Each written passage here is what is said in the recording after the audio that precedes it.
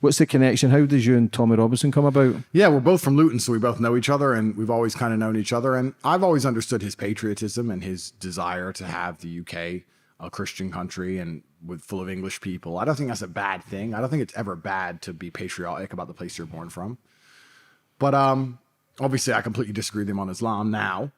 At the time, I'm not going to say I agreed with him, but I understood his points. But I really look forward to having a conversation with Tommy. That'll be a really interesting podcast because I think he has a lot to learn still, I believe. Let me say this in a very diplomatic way.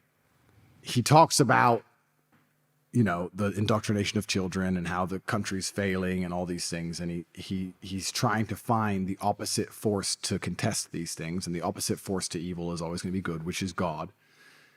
And I'd like to think he believes in God, but I guess he's a Christian, which is fine. But if the Christian church has no teeth, if the Christian God isn't feared, how can it be God? How can you have a God you can mock? How can you mock God and nothing happen? How's that God? Is that the God you believe in? It's not the God I believe in. So I think he's going to have to accept that there's a logic fail somewhere in his thinking.